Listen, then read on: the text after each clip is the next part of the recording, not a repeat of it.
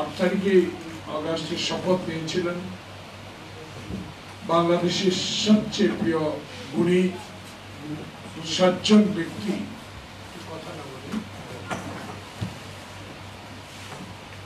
যিনি বাংলাদেশের মানুষের জন্য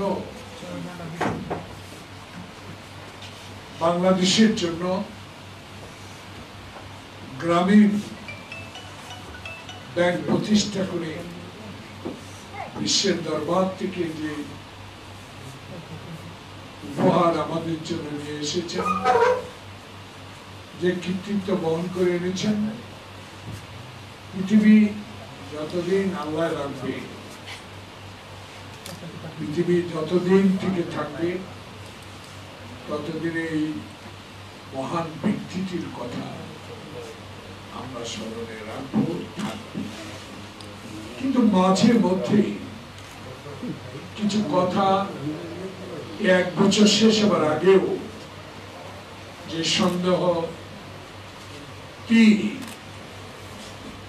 ওনাকে, ওনার উপদেষ্টা পরিষদকে আমি অনেকে বলেছি। গত 5 আগস্ট যে জাতীয় সংসদ ভবনের নির্মাণ করেছিলেন, উদ্বোধন করেছিলেন শহীদ প্রেসিডেন্ট জিয়াউর রহমান, সেই জাতীয় সংসদের দক্ষিণ প্লাজা সকল কিছুরই অবসান ঘটিয়ে উনি বলেছেন, আমি যাওয়ার পথে মানুষের সুখের ভার, মানুষের গণতন্ত্র সচল রাখার ভারটা আমি জনপ্রতিনিধির হাতে তুলে দিয়ে দিতে চাই। তাই সেদিন উনি এই বৃষ্টি ভেজা লক্ষ লক্ষ মানুষের সামনে ঘোষণা করেছেন, আমি আগামীকালকেই নির্বাচন কমিশনকে চিঠি দিয়ে জানিয়ে দেব রোজার আগেই যেন নির্বাচন অনুষ্ঠিত। প্রিয় বন্ধুগণ, আলোচনার টেবিলে অনেক কথাই আসে,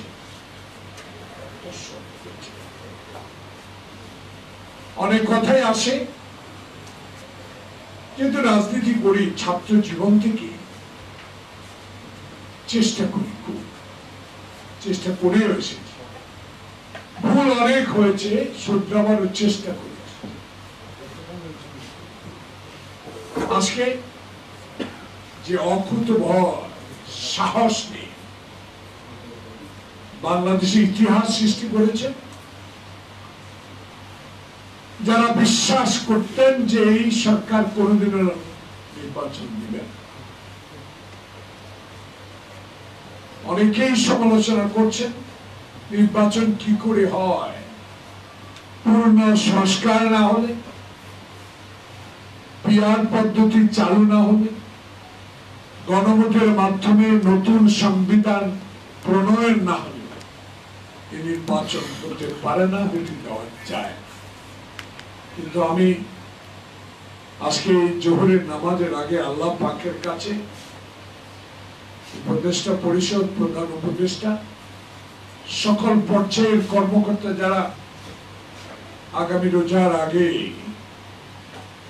এই দেশে একটি সুষ্ঠু নির্বাচনের মাধ্যমে জনপ্রতিনিধির হাতে ক্ষমতা হস্তান্তর করার সাহস দেখিয়েছেন, আল্লাহ পাকের কাছে আমরা এই ক্ষুদ্র পরিসরে কিছু গুনাহগার বান্দা আল্লাহর কাছে দোয়া চাইব, আল্লাহ পাক ওনাদেরকে যেন একটা সুষ্ঠু নির্বাচন উপহার দিয়ে যে কথাটা আমি বলেছি আমরা স্মরণ রাখতে পারি, ওনার জন্য দোয়া করবো। ওনারা বেঁচে থাকলে সুস্থ থাকবেন, যদি পৃথিবী ছেড়ে চলে যায় আমরা তাদের জন্য বেহেশতের জন্য দোয়া করব। বন্ধুগণ, শেখ মুজিবকে আপনারা আমার চেয়ে বেশি চেনেন,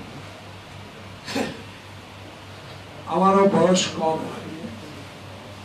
আমি একটি প্রতিষ্ঠানের ছাত্র রাজনীতি শুরু করেছি। আমি গ্রামে লেখাপড়া করেছি, গ্রাম্য শহর লেখাপড়া করেছি, জেলায় লেখাপড়া করেছি, বৃহত্তম কলেজগুলোতে লেখাপড়া করেছি। সেসব স্কুল কলেজগুলো তো ছাত্র প্রতিনিধি নির্বাচিত হওয়ার সৌভাগ্য আমার হয়েছে, যেহেতু আমার বাবাও ছিলেন শিক্ষক। কোনোদিন রাজনীতি ক্ষেত্রে বাধা পাই না পরিবার থেকে। বাবা কিছুটা লেখাপড়ার কথা বলতেন, কিন্তু মা বলতেন লেখাপড়ার ফাঁকে ফাঁকে দেশের মানুষের জন্য কিছু করলেই তো তার নামটা লেখা থাকবে। আমি নিজকে একটু কথা এই জন্য বলতে চাচ্ছি, বুঝাবার চেষ্টা করি আগামী যারা বাংলাদেশে রাজনীতির জন্য প্রস্তুত হচ্ছেন, যাদেরকে নিয়ে অনেক কথা হচ্ছে, যাদের চরিত্র হনন করা হচ্ছে, যাদেরকে চাঁদাবাজ হিসাবে বলা হচ্ছে, তাদেরকে এই কথাগুলো বলা আমার প্রয়োজন। সেদিন আমার মা সবচেয়ে বেশি উৎসাহিত করতেন আমাকে। প্রিয় বন্ধুরা, আমার বন্ধুর আমরা একসাথে যুদ্ধের মাঠে ছিলাম, একসাথে যুদ্ধের ট্রেনিংও নিয়েছি। আমার মার কথাটা সবচেয়ে বেশি। দেখেন 111 সরকার আমাকে গ্রেপ্তার করা হলো আমি জুমার নামাজ আদায় করে বের হওয়ার পরে। আমি একটু বুদ্ধিমানের কাজ করেছি, আমি নিজেই গাড়ি চালিয়ে যাচ্ছিলাম, গাড়িতে উঠে আমি আর দরজা গাড়ির সব লক করে দিয়েছি। কারণ তখনকার সরকার কোন সময় কি করে ঠিক নাই, অস্ত্র দিয়ে গাড়িতে মামলা দিতে পারে। তাই আমার লয়ার ব্যারিস্টার খোকনকে ছাড়া আমি লক করি। যে মা আমার গ্রেপ্তারের কথা শুনে যে অসুস্থ হলেন, আমি 2 বছর কারাগারে ছিলাম। 2008 সালের 1 জানুয়ারি 5:40 আমি ঢাকা কারাগারে আমার মা ইন্তেকাল করল। আমি কিন্তু আমার মাকে দেখার সুযোগ তখনকার সরকার পাই। কারণ মুক্তির জন্য আমার 2টি মেয়ে ছিল, কত অনুনয় বিনিময় করেছে। আমার বড় মেয়েটি পা পর্যন্ত ধরেছিল, তখন স্বরাষ্ট্র সচিব চট্টগ্রামে ভর্তি হয়েছে। কাজে মইনি আহমদ সাহেবের অনুমতি নেই। প্রিয় বন্ধুগণ, মইন আহমদের ভাইয়েরা পুরো পরিবার হবে। আমি যখন চৌমনি এসে কলেজে আসামা দুরবার বিপি আমি তখনও তারা অত্যাচার করেছিল। তখন কোন একটা বিষয় নিয়ে তাদের মনে রয়েছে, আমার মাকে শেষ করে আমাকে একটু দেখতে আমার মায়ের এখন আমাকে ঢাকা থেকে নেওয়া হলো নোয়াখালী।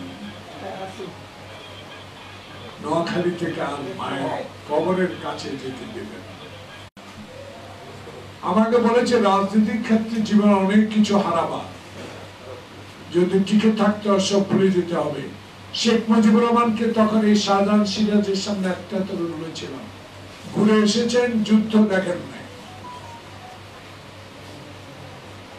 এখন ছিল এই দেশে এসে সকল গুণীজনকে নিয়ে কথা বলা, যারা যুদ্ধ দেখেছে, যারা বুদ্ধিজীবী হত্যা দেখেছে, যারা মানুষের কথার জন্য খালি হাতে 32 নম্বর বাড়িতে বসে থাকে। সেদিন তোয়াক্কা না করে 1973 সালে আমি ছাত্র নেতা হিসেবে একটা নমিনেশন চেয়েছিলাম, সেটাও মনে নেই। এত হিংসুক লোক। আমি সেদিন শাহজাহান সিরাজ আমাকে বলেছি এর সাথে কোনো কথা বলে করে না। বন্ধুগণ, যে যারা আজকে ডক্টর ইউনূসকে প্রশ্নবিদ্ধ করে নির্বাচনে যাবেন না, আনুষ্ঠানিক এখনো কোনো কথা বলছেন না, শুধু প্রতিক্রিয়া জানালে, তাদের উদ্দেশ্য করে বলতে চাই, বাংলাদেশের রাজনীতি বড় কঠিন। বাংলাদেশের সৎ ব্যক্তির রাজনীতি প্রচলন করেছেন শহীদ প্রেসিডেন্ট জিয়াউর রহমান। বাংলাদেশে খালেদা জিয়া আপসী নেতৃত্ব উপাধি লাভ করেছেন তার কৃতিত্বের জন্য, আপসী নেতৃত্বের জন্য কারোর সাথে আল্লাহ ছাড়া মাথা নত করে। ক্ষমতা থেকে আয়না ঘর না বানাতে, এই দেশে যদি ক্ষমতা থেকে অনৈতিক অসত্য মিথ্যা মামলা দায়ের না করতে, এই দেশে যদি বেগম জিয়াকে গুলশানে ট্রাকের বালুকে আটকে না রাখতেন, নেট কেটে না দিতেন, পানির লাইন কেটে না দিতেন, টেলিফোনের তার কেটে না দিতেন, অনৈতিক মামলায় তাকে 5 বছরের সাজা না দিতেন, শেখ হাসিনা আপনার জন্য কেউ না কেউ আজ কাঁদতো, আপনাকে পালিয়ে যেতে হতো। তাই আজকে ভবিষ্যৎ প্রজন্ম সকলেই শিক্ষা নিতে হবে যে রাজনীতি আপনার ব্যক্তিগত সম্পদ না, রাজনীতি হলো জনগণের, রাজনীতি দেশের জন্য, রাষ্ট্রের জন্য। তাই আজকে আর ইতিহাসের দিকে যাব না, আমার সাংবাদিক ভাইরা অন্য জায়গায় কভার করবেন। আমি আর 2-1 মিনিটের মধ্যেই শেষ করতে চাই কয়েকটি কথা বলে। প্রতিক্রিয়া দেন আর না দেন, আমার নেতা মির্জা ফখরুল ইসলাম আলমগীর এটাকে ঐতিহাসিক বলেছে।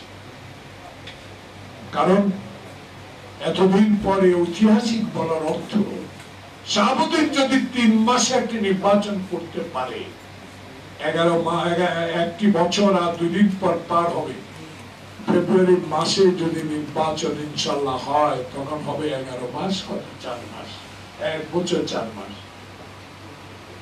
আমার দৃঢ় বিশ্বাস, আমার আস্থা, জনগণের আস্থা আপনার উপর ছিল, ভরসা আপনার উপর এখনো আছে।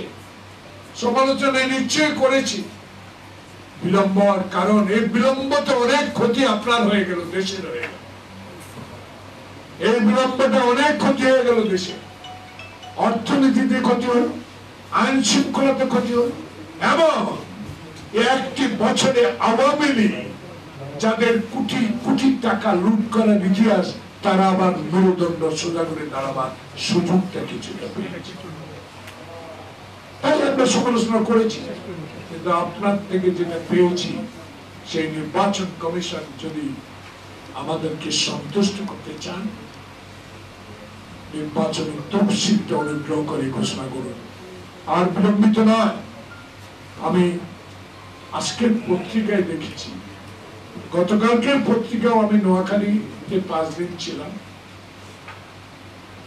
এটা পত্রিকায় দেখলাম বাংলাদেশের সব নির্বাচনে 47,000 নির্বাচন কেন্দ্রে সিসি ক্যামেরা লাগানো, বডি ক্যামেরা। জাহাঙ্গীর সাহেব, আপনি আমার সাথে যুদ্ধ হয়, ভালো মানুষ, সৎ মানুষ, লাগান। আবার আজকে বলেছেন লটারির মাধ্যমে এসপি আর ওসি বদলাবে। আমার প্রশ্ন, আজকে ক্রাইম রিপোর্টার্স থেকে 11 মাসে 12 মাসে যারা আওয়ামী এসপি, যারা 14, 18, 24 নির্বাচনের সাথে সম্পৃক্ত ছিল, তারাও কারো না কারা এখনো পুলিশের কর্মকর্তা। যারা হত্যায় গুলি চালাবার নির্দেশ দিয়েছে, যারা খোকনকে গুলি করেছে, ওয়াসিমকে গুলি করেছে, মুক্তকে গুলি করেছে, সেই সব প্রেতাত্মারা এখনো আছে। আমি কি জানতে চাই আপনার কাছে, আপনি যে লটারি দিবেন, সেই লটারি থেকে এই অতীতের 18, 14 এবং 24 যারা পুলিশ কর্মকর্তা নির্বাচনে জড়িত ছিলেন, তাদের নাম কি লটারিতে থাকবে? দয়া করে এদের নাম লটারিতে এনে কলঙ্কের অধ্যায় সৃষ্টি করা ঠিক হবে। শাহাবুদ্দিন যদি রশিদা নেই, 2 জন সিপাহী নিয়ে একটা নির্বাচন করতে পারে, শ্রেষ্ঠ নির্বাচন বাংলাদেশের স্বাধীনের পর। এখানে হেলিকপ্টার ব্যবহার হয় নাই,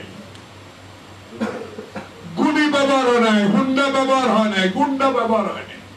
সেখানে আপনি যদি আগামী 1 দিন পর, 1 বছর ক্ষমতা থাকার পর যদি এমন একটি সুষ্ঠু নির্বাচন শাহাবুদ্দিনের চেয়েও ভালোভাবে করতে না পারেন, তাহলে ব্যর্থতা তো আপনার উপর চলে যাবে। তাই নির্বাচন নিয়ে আমি সন্তুষ্ট, তারিখটা দেন, আরো সন্তুষ্ট। কিন্তু নির্বাচনের আগে যারা গণতন্ত্রকে হত্যা করেছে, নির্বাচনের নামে যে শব্দটিকে কবর থেকে উঠিয়ে লোকের দ্বারা ভোট দিয়ে যে কলঙ্ক সৃষ্টি করেছে, এইসব অফিসাররা যেন আগামী ফেব্রুয়ারি নির্বাচনে কোথাও দায়িত্ব না পায়, সেদিকে আপনাকে নজর রাখতে হবে। সবাইকে ধন্যবাদ। আসসালামু আলাইকুম।